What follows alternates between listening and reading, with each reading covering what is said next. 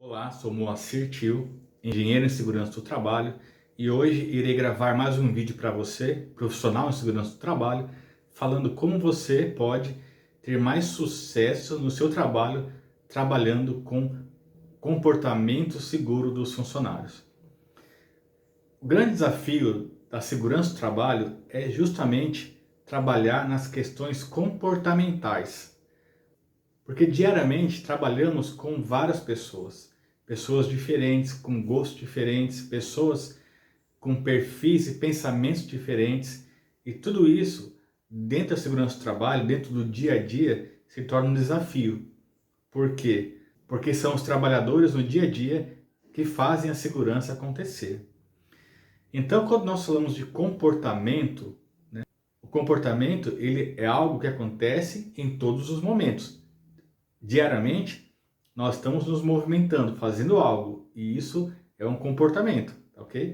O comportamento ele é denominado inseguro quando ele gera um quase acidente ou quando ele é considerado como a causa de um acidente, não é? E isso nós, infelizmente, temos a prática de identificar só quando há a ocorrência, só quando gera alguma coisa.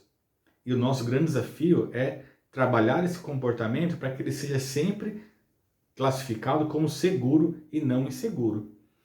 Por exemplo, eu trabalhava numa empresa, né, onde o layout era um pouco complicado, porque as máquinas eram grandes, o espaço, né, o layout da fábrica era pequena, né, e isso trazia algumas dificuldades na locomoção das pessoas, né? Então, os colaboradores, eles tinham que passar por áreas que não eram tão seguras, né?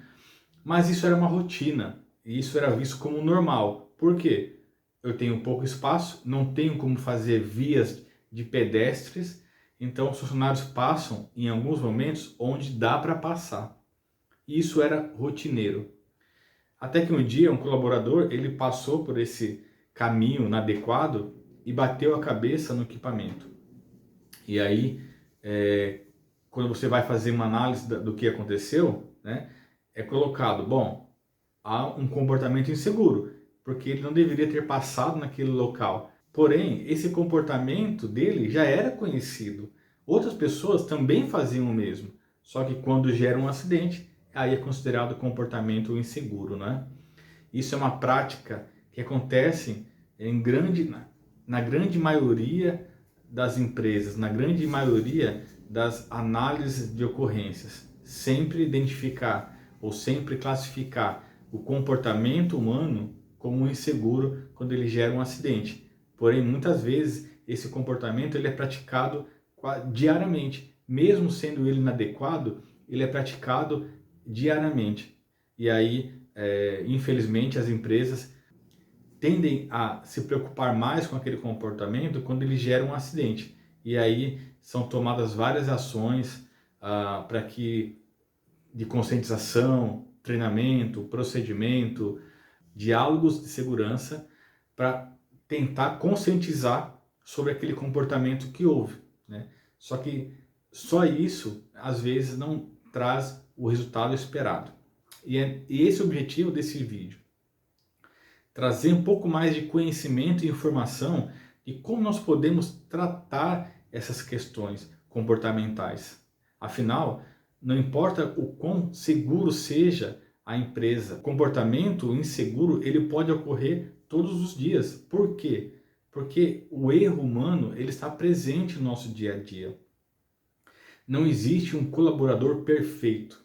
Zero acidentes nem sempre é sinônimo de uma empresa perfeita em segurança, né? Então, por vezes, o zero acidente ele ocorre mesmo quando os funcionários têm práticas inseguras. Só que a diferença é que não ocorreu o acidente, né? Então, nós temos que trabalhar para melhorar essa questão desses comportamentos que são inadequados, né? E que na ocorrência de um acidente ele é considerado inseguro. Nós temos que ter um olhar melhor, né? Um olhar mais vivo e atento para aquelas questões que geram esse tal comportamento inseguro que nós que é tão presente na literatura, no dia a dia da segurança do trabalho. E um ponto importante nisso é entender que existem fatores internos que impactam ou que influenciam o comportamento de uma pessoa, né? De um colaborador. Eu tive uma experiência numa empresa que eu trabalhei, onde um colaborador ele sofreu um acidente, né? E esse acidente foi uma surpresa para nós, porque ele era um colaborador que havia sido efetivado há poucos dias a ser supervisor de produção, né? E o que aconteceu, né? O colaborador ele colocou a mão no equipamento, né, que ele já conhecia há muito tempo, né? E ele veio a sofrer uma fratura no braço. Esse colaborador, durante o processo de análise, né, foi identificado que ele havia alguns problemas pessoais, que ele estava tomando alguns medicamentos onde era requerido um cuidado melhor, uma atenção melhor com esse funcionário. Esse funcionário ele havia se inscrito na CIPA naquela gestão, porém o resultado tinha saído dias antes do acidente e ele não havia sido eleito. Aquela empresa, naquele momento, havia feito cortes de algumas pessoas próximas a esse funcionário, daquele mesmo setor, porque por alguns problemas econômicos a empresa precisou fechar ou parar temporariamente uma linha de produção. Então algumas pessoas foram desligadas e aquele colaborador ele ficou preocupado com isso. E ele estava tendo um comportamento diferente, um comportamento estranho, né? Até que gerou o acidente. Então, houve sim falhas na questão da proteção para que o colaborador não colocasse a mão no equipamento. Porém, o ponto maior nesse comportamento não é culpa do colaborador, mas os fatores que estavam acontecendo na empresa naquele momento e os fatores pessoais daquele colaborador que gerou uma preocupação nele de perder o emprego, então, e fez com que ele naquele momento se descuidasse de um trabalho rotineiro dele e viesse a sofrer um acidente.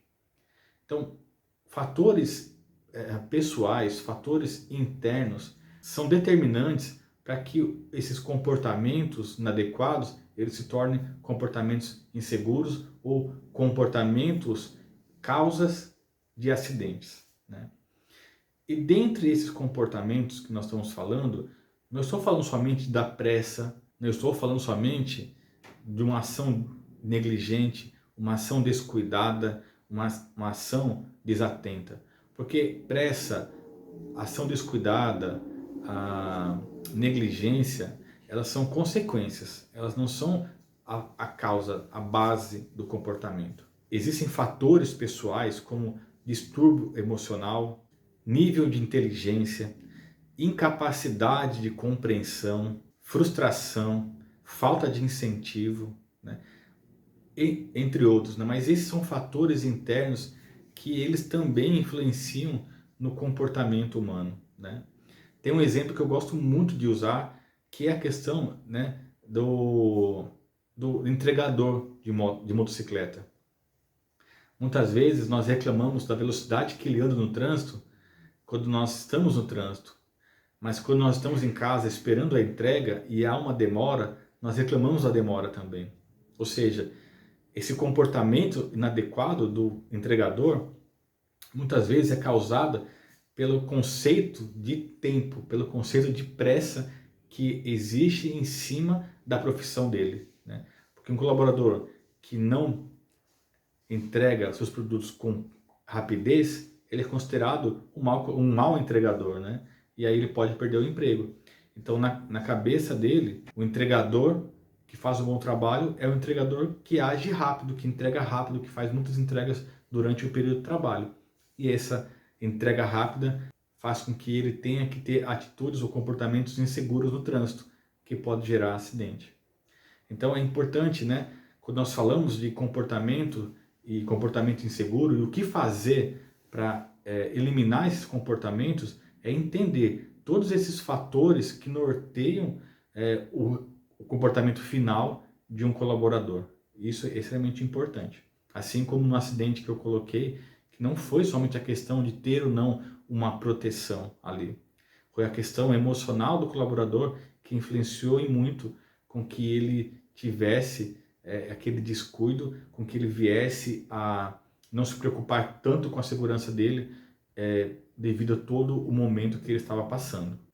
E uma das ações que os profissionais de segurança sugerem para melhorar a questão do comportamento é a percepção, né? Nós temos que trabalhar a percepção do colaborador, né?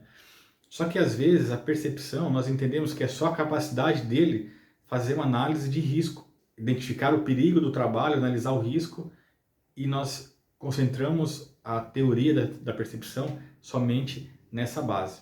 Porém, a percepção não é somente a quantidade de informação que o colaborador vai ter, mas a capacidade dele, né, a habilidade dele de captar as informações e processar e dar o sentido correto para aquela situação. Ou seja, interpretar de maneira correta o que está acontecendo no ambiente naquele momento. E a percepção, ela é trabalhada não somente com a informação de segurança que a pessoa recebe naquele momento. A interpretação que o colaborador dá a uma situação que está ocorrendo com ele naquele momento não é somente com base na informação de segurança que ele recebeu num treinamento, num procedimento, num diálogo de segurança, né? Envolve outras coisas, como por exemplo, experiências que ele já teve no passado, necessidades pessoais, personalidade do próprio colaborador, valores que ele tem, que é algo pessoal, que no momento de uma decisão isso vai interferir. Então, uma das chaves para mudar a questão da percepção ou a questão comportamental primeiro você muda o modo de pensar e depois você muda o modo de agir. E antes de querer mudar o modo de pensar de um colaborador, nós temos que mudar o nosso modo de pensar algumas coisas, o nosso modo profissionais de segurança do trabalho, os líderes, os gestores das empresas. Por que isso? Porque nós temos que entender esses fatores pessoais, temos que buscar as melhores maneiras de identificar esses fatores pessoais e como trabalhar isso. Nós estamos falando de pessoas, né? Não estamos falando de máquinas que recebem uma ordem e só faz aquilo sem olhar para os lados, sem ter emoções, sem ter sentimentos, sem ter problemas, sem ter características pessoais. Esses pontos têm que ser tratados, têm que ser trabalhados, senão nós sempre iremos dar voltas e ter o mesmo problema dos acidentes se repetindo. E quando nós falamos de mudar a forma de pensar para depois mudar o comportamento final, é dar um novo significado para a segurança do trabalho, um novo significado para nós, primeiramente, e depois para os colaboradores, né? Por que para nós, primeiramente? Porque nós temos que entender que a segurança do trabalho, né, o papel de segurança do trabalho não é somente fiscalizar, não é somente ir a campo e ver se temos condições inseguras. Nós temos que também entender que a segurança do trabalho é uma transformação, é um fator de transformação, é um fator de conscientização, é um fator de mudança para o colaborador como pessoa e não só como trabalhador no seu dia a dia. E isso traz a necessidade de mudar o significado de algumas coisas, né? Qual o significado de um treinamento? Qual o significado do uso do EPI? Qual o significado de participar de uma palestra? Qual o significado de cumprir um procedimento? Não é somente para cumprir uma norma, não é somente para cumprir uma legislação, mas sim o que aquilo vai agregar na vida do colaborador, né? No dia a dia dele como profissional, para que ele possa voltar para casa em segurança, possa voltar para casa bem. Então, quando nós mudamos o significado de alguma coisa para um colaborador, nós estamos dando uma nova informação para ele. E aí, essa nova informação se torna base para que a percepção dele mude diante de um cenário de risco também. E então nós precisamos entender um ponto muito importante, né? Duas coisas que motivam uma pessoa a agir a busca pelo prazer né? E a busca por evitar a dor, né? Tudo que nós fazemos é buscando o prazer ou em busca de evitar a dor. Nós fazemos isso, nós paramos para pensar, nós estamos fazendo isso diariamente. Nossos maiores motivos internos é buscando o prazer ou evitar a dor de algum tipo, né? Quando eu falo dor, nós estamos falando de dor física, né? Mas dor no sentido de aquilo que nos atrapalha, aquilo que nos impede, aquilo que nos prende de atingir algo. Então, você acha que para o funcionário, né, para um colaborador, né, vamos supor um funcionário da manutenção, onde tem que fazer uma manutenção, uma atividade para liberar uma fábrica, por exemplo, um equipamento que libera uma fábrica. Você acha que fazer uma permissão de trabalho para ele é um prazer ou uma dor? Né? Para a maioria dos funcionários é uma dor. Por quê? Porque aquilo está sendo uma barreira para que ele faça o trabalho de maneira mais rápida, né? Então, muitas vezes ele quer evitar a dor e ele deixa de cumprir o procedimento. Para um operador de empilhadeira, fazer um checklist diariamente é um prazer ou uma dor? Né? Se aquilo impede ele de fazer o trabalho dele no tempo rápido que é requerido dele muitas vezes, fazer um checklist se torna uma dor e não um prazer. Para aqueles colaboradores que vão trabalhar em altura, utilizando uma escada, por exemplo, ter que amarrar, buscar a corda, né? É um prazer ou uma dor? Né? Então, todas as etapas para que um trabalho seja realizado de forma segura, muitas vezes é uma dor para o colaborador, né? Porque aquilo vai de encontro com algo que ele tem como objetivo principal, que é finalizar o trabalho, né? Muitas vezes o colaborador está preocupado em finalizar o trabalho, porque ele é cobrado por finalizar o trabalho. Só que as etapas de segurança fazem com que ele finalize o trabalho de forma segura. E se ele não entender o significado disso, ele vai deixar de fazer, porque aquilo vai atrapalhar ele no entendimento dele. Sabemos que não é verdade isso, mas no entendimento do colaborador, muitas vezes isso vai atrapalhar ele. Então, uma das perguntas que nós temos que fazer no nosso dia a dia é: o que pode causar essa dor para o trabalhador no meu ambiente de trabalho? Né? Não que isso cause, mas vamos pensar como ele poderia pensar. Né? Qual que é a prática que nós temos que fazer na segurança que, no conceito colaborador, pode causar uma dor?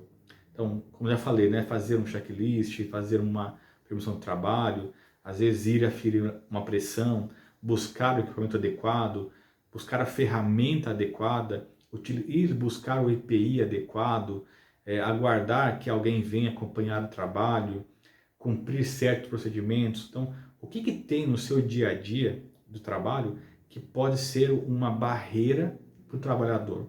Mesmo que seja uma barreira correta, que é uma prática de segurança correta, mas o que na cabeça do colaborador pode se tornar uma barreira? Então, eu tenho que identificar isso, né, e listar como possíveis dores do colaborador. Coloque tudo. Por quê? Porque é nesse momento que eu vou trabalhar para mudar o significado daquilo para o colaborador. E quando eu falo de mudar o significado, eu estou falando de dar a visão correta para ele daquele etapa, daquele procedimento, ou seja, diminuir a dor de fazer o que é certo, né? Diminuir o impacto de fazer o que é certo. Não estou falando de deixar de fazer o que é certo, estou falando de dar o significado correto para o colaborador, para que ele entenda que fazer uma análise preliminar de risco não é uma dor, não é uma barreira, mas é algo que vai ser essencial para que o trabalho dele seja realizado de maneira segura. E como que eu diminuo a dor de um colaborador? Como que eu diminuo esse significado de dor, de impedimento? Aumentando o significado do prazer. Ou seja, quem não quer trabalhar de modo a ter o seu trabalho concluído com segurança? Quem não quer, ao final do expediente, sair do trabalho bem, voltar para casa, para os amigos, para a família, bem, saudável? Não é esse o objetivo da maioria dos colaboradores? Então, se eu aumento o prazer dele, né, em fazer algo que é seguro, que é correto, eu já estou mudando o significado de algo que para ele antigamente era ruim e agora é algo bom. Então, recapitulando, não adianta falar para o colaborador que fazer uma PR é obrigatório, né? Que é norma da empresa. Eu tenho que dar a ele o entendimento correto de como aquilo vai trazer ou vai contribuir para o objetivo principal dele, que é voltar para casa, sair do trabalho bem. Entende como muda a situação quando eu falo para ele qual é o significado correto para ele, o que vai trazer de benefício, de prazer para ele? Aí isso vai mudando a maneira dele pensar naquilo que poderia ser um impedimento do trabalho, do dia a dia dele. E quando nós falamos de prazer, nós temos que tomar um cuidado também, porque algumas coisas inseguras causam prazer para o funcionário também, né? Toda empresa tem aquele funcionário que é o faz tudo, né? Então, na cabeça dele, na visão dele, ele se sente bem fazendo isso, né? E ele é o cara que vai e só faz, né? Então, esse colaborador está feliz fazendo o que é inseguro, ele está tendo prazer. Então, outras situações que trazem prazer para o colaborador é não usar o EPI, encurtar o caminho, né? Ah, não tem ninguém vendo, vou passar por aqui. Aquela economia de tempo, aquela economia de esforço, tudo isso traz prazer. Só que isso pode trazer acidente também. Ao mesmo tempo que eu tenho que aumentar o benefício de fazer o que é certo para o colaborador, eu tenho que diminuir o valor de fazer o que é errado. Ou seja, eu tenho que diminuir o prazer por fazer o que é errado. Ou seja, ensinar o colaborador que aquilo que ele faz, né, pode trazer um prazer para ele, mas a consequência de um acidente é maior do que o prazer. Ou seja, tudo que ele está fazendo, por melhor que seja, caso ele sofra um acidente, a dor será maior que o prazer. Ou seja, então eu estou diminuindo o prazer de fazer o que é errado para aquele colaborador, dando o significado correto das coisas. Não estou diminuindo o que ele faz, mas mostrando para ele que aquele prazer que ele está sentindo, né, pode a qualquer momento se tornar dor caso ele sofra um acidente ou mesmo um quase acidente. Então, recapitulando, né, eu preciso aumentar o benefício, né, o prazer por fazer o que é certo. Aquilo que é dor para o colaborador, eu diminuo essa dor, né, e torno ela em prazer. Isso é feito dando um novo significado das coisas, um novo modo de pensar. Então, primeiro eu mudo o pensamento, depois eu mudo a ação. E essa mudança de pensamento não é com uma imposição, né? É com muito diálogo, né? E um diálogo não é só uma pessoa falar, é uma troca. Eu preciso também ouvir quais são as bases que o colaborador tem, porque ele pensa para que aquilo seja o prazer para ele, né? Como eu falei, a situação do entregador, para ele o prazer é fazer a entrega de maneira rápida. E é a maneira com que ele aprendeu a trabalhar, né? Os colaboradores, eles aprendem a trabalhar de certas maneiras inseguras às vezes. E nós temos que mudar o significado disso, mudar a forma de pensar, para que então depois o modo de agir seja diferente. E os colaboradores, eles têm algumas crenças, né? Que ele acredita que aquela maneira é a maneira correta. As crenças, elas podem ser questionáveis, elas podem mudar, mas sempre, gente, sempre com muito cuidado, com muito diálogo, com muito respeito, né? Porque essa mudança de pensamento, ela só vem quando não, ela vem quando o colaborador entende que aquilo é bom para ele, que aquilo vai agregar no dia a dia dele. E aí que vem a real mudança, né? A real transformação de comportamento. E aquele comportamento inadequado deixa de existir. E nós não vamos ter mais comportamentos inseguros e somente comportamentos seguros, que é o que nós queremos todos os dias, né? A chance do erro que é real, que é diário, se tornar um acidente, ela diminui, porque o colaborador está mais consciente daquilo que ele tem que fazer diariamente. E um ponto muito importante também é reconhecer o colaborador por aquilo que ele faz de bom, né? Quando eu reconheço o colaborador por aquilo que ele faz de bom, o comportamento se repete. Por que eu destaco isso, né? O reconhecimento positivo? Porque, infelizmente, algumas empresas acham que reconhecer o colaborador por fazer o que é certo não deve existir, né, esse reconhecimento. Fazer o certo é mais que obrigação. E nós entendemos isso, nós sabemos que trabalhar de maneira correta faz parte da obrigação do colaborador. Porém, né, reconhecer o colaborador por fazer o que é certo, eu estou fazendo o quê? Estou aumentando o prazer dele por fazer o que é certo. Ele está sendo reconhecido e motivado a agir de maneira segura. Então, mesmo um colaborador que às vezes tem alguma limitação de entendimento de alguma coisa, aqueles fatores pessoais que nós já falamos no começo, quando ele é reconhecido por fazer o que é certo, ele se repete cada vez mais. E o reconhecimento não precisa ser somente financeiro, né? Às vezes as empresas têm alguma dificuldade, né, em entender um programa de segurança comportamental como algo bom e acham que é só um gasto. E, na verdade, nós queremos só fazer com que o colaborador seja valorizado, né, e que ele seja reconhecido por fazer o comportamento seguro.